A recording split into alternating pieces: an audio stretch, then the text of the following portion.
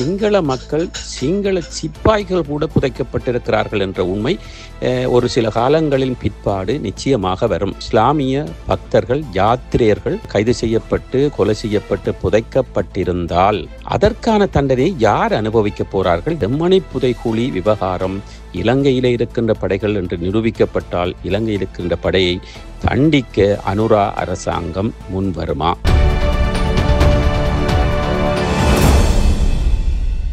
வணக்கம் லங்கா4 ஊடக நேயர்களை மீண்டும் ஒரு சிறப்பு செய்தியோடு சந்திக்கின்றோம். இந்த செய்தி சிறப்பு செய்தி என்பதை விட ஒரு முக்கியமான செய்தி.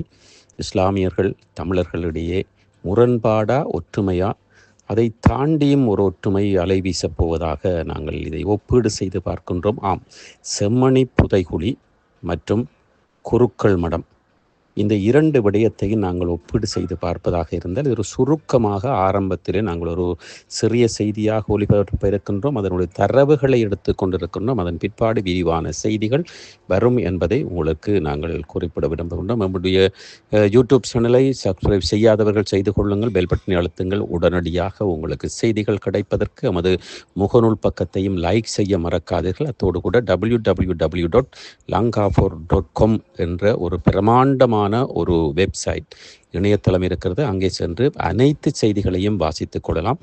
அதே வேளையிலே எங்களுடைய யூடியூப் செய்திகளும் அங்கே பிரசுரிக்கப்படுகிறது. சரி, நாங்கள் செய்திக்குள் வருவோம். குருக்கள் மடமா அல்லது செம்மணி புதைகுழியா? இரண்டும் இலங்கையிலே இஸ்லாமியர்கள் தமிழர்கள், தமிழ் பேசுகின்ற இஸ்லாமியர்கள் என்று பார்க்கின்ற பொழுது இரண்டும் இரண்டு கண்ணாக பார்க்க வேண்டிய விடயமாக இருக்கிறது.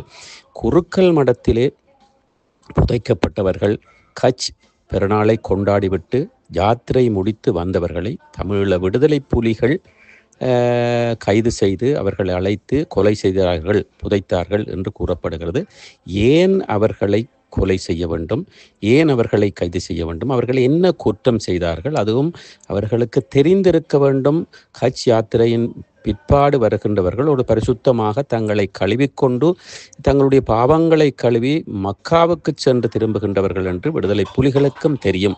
இருந்தும் அவர்களில் ஏன் கண் வைத்தார்கள், கை வைத்தார்கள், செய்தார்களா இல்லையா என்பதை இப்பொழுது புதைகுழியில் இருந்து நீதிகள், நியாயங்கள், உண்மைகள் வெளிவர ஆரம்பித்திருக்கின்ற அது ஹக்கீம் அவர்கள் பாராளுமன்றத்திலே கூறியதன் பிற்பாடு அரசாங்கம் முழுக்க ஆதரவு செலுத்தி அதை தோன்றுகின்ற அதனுடைய நீதியை காண்கின்ற நீதியை நாங்கள் தருவோம் என்று பாராளுமன்றத்தில் கூட ஒரு அமைச்சர், என்பிபி அமைச்சர் கூறியிருக்கிறார். ஒரு நம்பிக்கையோடு அரசு மீது வைத்த நம்பிக்கையோடு, அந்த வார்த்தையின் நம்பிக்கையோடு அவர்கள் காத்திருக்கின்றார்கள். செம்மணி புதைகுழி என்று நாங்கள் மறுபுறம் பார்க்க போனால் அங்கே குற்றவாளியாக தமிழர்கள் தரப்பிலே, தமிழ் தேசியத்தை விரும்புகின்றவர்கள், அந்த நிரபராதிகள் தரப்பிலே, பாதிக்கப்பட்டவர் தரப்பிலே இராணுவம், அரசபடை என்று குற்றம் சுமத்தப்படுகிறது. அதிலே ஒரு சிலர் கைது செய்யப்பட்டிருக்கிறார்கள், தண்டனை அளிக்கப்பட்டிருக்கிறார்கள், நிரூபிக்கப்பட்டிருக்கிறது. மேலும் மேலும் தோன்ற வந்து கொண்டிருக்கிறது. இதை விட மூன்றாவதாக சிங்கள மக்கள் சிங்கள சிப்பாய்கள் கூட புதைக்கப்பட்டிருக்கிறார்கள் என்ற உண்மை ஒரு சில காலங்களின் பிற்பாடு நிச்சயமாக வரும். ஒவ்வொரு இராணுவ முகாம்களுக்கும் அந்த அரச முகாம்களுக்கும் அருகிலே அவர்கள் சில வேளைகளில் விடுதலை புலிகளுக்கு ஆதரவாகவோ துப்பு துலக்குவதற்காகவோ அவர்களுக்கு பணத்தை வாங்கி கொண்டோ சில படைகள், சில புலனாய்வுத் துறையில் இருப்பவர்கள் செயல்பட்டதாகவும், அவர்கள் மறைமுகமாக போட்டு தள்ளப்பட்டதாகவும், அவர்கள் புதைக்கப்பட்டதாகவும் இலங்கையிலே ஒரு சில இடங்களிலே புதைக்கப்பட்ட அந்த உண்மைகள் வெளியே வர இருக்கின்றன என்பதையும் நாங்கள் நாசூக்காக பார்க்கக்கூடியதாக இருக்கிறது. ஒரு சில தகவல்கள் கூறுகின்றன. அதே வேளையிலே அரச படைகளுக்கு ஒவ்வாததாக அவர்கள் செய்த ஒரு சில செயற்பாடுகள், குற்றங்களுக்கு எதிர்ப்பாக இருந்த அரச படைகள் கூட புதைக்கப்பட்டதாக ஒரு சில கருத்துக்கள் இருக்கிறது. இவை அதாவது செம்மணி புதைகுழி விவகாரம், குருக்கள் மட விவகாரம், இப்படியான இராணுவத்தினுடைய புதைக்கப்பட்ட விவகாரம், இவை அனைத்தும் நிரூபிக்கப்பட்டதன் பிற்பாடுதான் இலங்கையிலே, உலகத்திலே நாங்கள் நீதி, நியாயம் என்று கூற முடியும். அதிலே நீதியாக இருக்கலாம், அநியாயமாக இருக்கலாம். நீதி தேவதை கண்ணை கட்டப்பட்டது போன்று இந்த மூன்று விடயத்தில் கூட கண்ணை கட்டலாம், சில வேளையில் ஒரு சில விடயங்களுக்கு கண்ணை கட்டலாம் என்று பார்க்கப்படுகிறது. அதே வேளையிலே நாங்கள் இங்கே நீதி கிடைக்குமா என்று பார்க்க போனால் கிடைத்தாலும் படை தரப்பிலே தமிழ் தரப்பு செம்மணி புதைக்குழியை பொறுத்தவரையிலே குற்றவாளியாக நிறுத்தினால் படை தரப்பிலே யார் தண்டிக்கப்பட போகின்றார்கள் என்ற ஒரு கேள்விக்குறி இருக்கிறது. அவர்களை மற்றவர்கள் காட்டிக் கொடுப்பார்களா, சாட்சியம் கொடுப்பார்களா, சாட்சி அளிப்பார்களா என்ற ஒரு கேள்விக்குறியும் இருக்கிறது.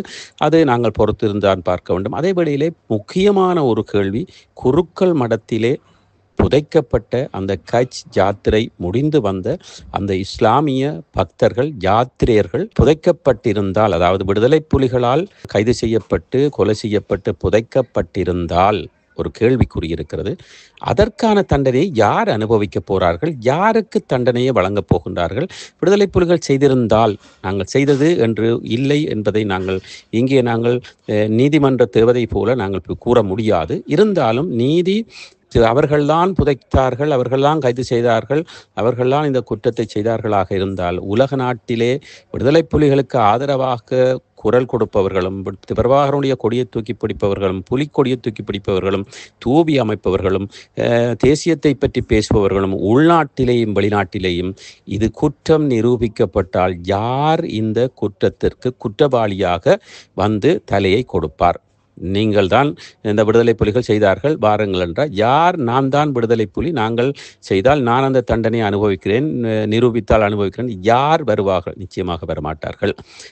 வெளிநாட்டிலோ உள்நாட்டிலோ பேசுகின்றார்களே தவிர இப்பொழுது பிரபாகரனுடைய படமும் புலிக்கொடியும் மற்றும் அவர்களுடைய சின்னங்கள், அவர்களுடைய ஈகங்கள், இழப்புக்கள், மாவீரர்கள் இவை அனைத்தும் வியாபாரமாக்கப்பட்டு கூறு போட்டு கிழித்து பங்கு போட்டு வியாபாரம் செய்து கொண்டிருக்கின்ற இடத்தில் யாரும் அதற்கு வரமாட்டார்கள். அதை பற்றி பேசவும் மாட்டார்கள். கேட்டால் வெளிநாடுகளிலே இருந்து கல்லறிவார்கள். விடுதலை புலிகள் செய்யவில்லை என்று கூறுவார்களே தவிர அதை நிரூபிப்பதற்கோ நிரூபித்தால் தண்டனை அனுபவிப்பதற்கோ யாரும் வரப்போவதில்லை. ஆனால் செம்மணி புதைகுழி விவகாரம் இலங்கையிலே இருக்கின்ற படைகள் என்று நிரூபிக்கப்பட்டால் இலங்கையில் இருக்கின்ற படையை தண்டிக்க அனுரா அரசாங்கம் முன் வருமா, காட்டி கொடுக்குமா, அல்லது அதற்கான சாட்சியம் தெரிந்தாலும் அறிந்தாலும் சேர்ந்து செய்திருந்தாலும் படைகள் சம்மதிப்பார்களா, வருவார்களா, ஒத்து போவார்களா? நிச்சயமாக இல்லை என்றுதான் லங்காபூர் ஊடகம் தெரிவிக்கிறது. இருந்தாலும் இங்கே நடைபெற்ற கொலைகள் அல்லது கொள்ளைகள், துஷ்பிரயோகங்களை உலகளாவிய ரீதியில் நாங்கள் எடுத்து செல்லாம் ஒரு ஆவணமாக, ஒரு குற்றமாக நாங்கள் இலங்கை அரசுக்கு சுமத்தலாம், விடுதலை புலிகளுக்கு சுமத்தலாமே தவிர இதற்கான தண்டனையை அனுபவிப்பதற்கு யாரும் முன்வர மாட்டார்கள், யாரும் அருகே கூட நிற்க மாட்டார்கள் என்பது லங்காபூர் ஊடகத்தினுடைய கருத்தாக இருக்கிறது. செம்மணி புதைகுழியையும் குருக்கள் மட விவகாரத்தையும் சரிசமனாக வைத்து அரசாங்கம் விசாரிக்க வேண்டும். சரிசமனாக வைத்து அந்த நீதியை வழங்க வேண்டும். அரசாங்கம், அனுரா அரசாங்கம் அந்த நீதியை கூறுமா, வழங்குமா என்பதை ஒரு சில வருடங்களுக்கு பிற்பாடு தான் நாங்கள் பார்க்க முடியும். ஆனால் குருக்கள் மட விவகாரம் இலகுவாக விரைவாக விடுதலை புலிகள்லாம் செய்தார்கள் என்று நிரூபிக்கப்பட்டு ஒரு படுக்கையிலே போடப்படும். அதற்காக தண்டனை அனுபவிப்பதற்கு யாரும் இல்லைத்தானே. அதனால் அது விரைவாக முடியும். ஆனால் செம்மணி விவகாரம் இப்பொழுது முடியாது, எப்பொழுதும் முடியாது. அதனுடைய செம்மணி விவகாரத்தினுடைய குற்றங்களும் குற்றவாளிகளும் அந்த குற்றங்களும் அந்த நீதிகளும் அந்த செம்மணி புதைகுழிக்குள்ளே மீண்டும் போட்டு புதைக்கப்படும் என்பது லங்காபூர் ஊடகத்தினுடைய ஆணித்தரமான கருத்தாக இருக்கிறது. மீண்டும் ஒரு செய்தியோடு சந்திப்போம். இலங்கையன். சுவிட்சர்லாந்தில் வீடு வாங்க போறீங்க, இல்லை ஆல்ரெடி உங்களுக்கு அங்கே வீடு இருக்குன்னா இந்த வீடியோ உங்களுக்காக தான். ஸோ ஸ்கிப் பண்ணாமல் ஃபுல்லாக பாருங்க. ஒரு மனிதனுக்கு வீடு அப்படிங்கிறது ரொம்பவே அத்தியாவசிய தேவை. அத்தியாவசிய தேவைகளில் முக்கியமான பங்கு வகிக்கிறதே இந்த வீடு தான். ஸோ அப்படி வீடு வாங்குறது, விற்கிறது, இது சம்பந்தமா உங்களுக்கு இருக்கிற நிறைய ப்ராப்ளத்துக்கு சொல்யூஷன் தர ஒரே இடம் தான் உங்கள் செல்வாசக். Your future our vision. இப்போ சுவிட்சர்லாந்துல வீட்டோட வட்டி விகிதத்துல நல்ல மாற்றம் வந்திருக்கு, நிறைய குறைஞ்சிருக்கு. ஸோ நீங்க ஏதாவது அக்ரிமெண்ட் போட்டு வச்சிருக்கீங்கன்னா இப்பவே அதை ரெனிவல் பண்ணி மாற்றி வச்சுக்கிட்டீங்கன்னா உங்களுக்கு நிறைய ப்ராஃபிட்ஸ் இருக்கும். ஸோ இது சம்பந்தமா உங்களுக்கு ஏதாவது அப்டேட்ஸ் வேணும், இந்த மாற்றத்துல உங்களுக்கு ஏதாவது டவுட் இருக்கு அப்படின்னா மறக்காம ஸ்கிரீன்ல தெரிய நம்பர் கால் பண்ணுங்க. சுவிட்சர்லாந்துல நீங்க வீடு வாங்கணும், இல்ல வீடு விற்கணும், அந்த மாதிரி ஏதாவது உங்களுக்கு தேவைகள் இருந்தா மறக்காம எங்களை கான்டாக்ட் பண்ணுங்க. உங்களோட எல்லா தேவைகளையும் உங்க ஃபேமிலியில ஒரு மெம்பரா இருந்து நாங்க பார்த்து பண்ணி கொடுப்போம். இது உங்கள் செல்வாசக். இச்செய்திகளுக்கு பிரதான அனுசரணை செல்வாசோக் இமோபிலியன், சுவிஸ் நாட்டில் முன்னணி நிறுவனம். தொடர்புகளுக்கு 095146428. வீடு வாங்க, வீடு கட்ட, வீடு திருத்த மற்றும் வீட்டுக்கடன் Your future, our vision.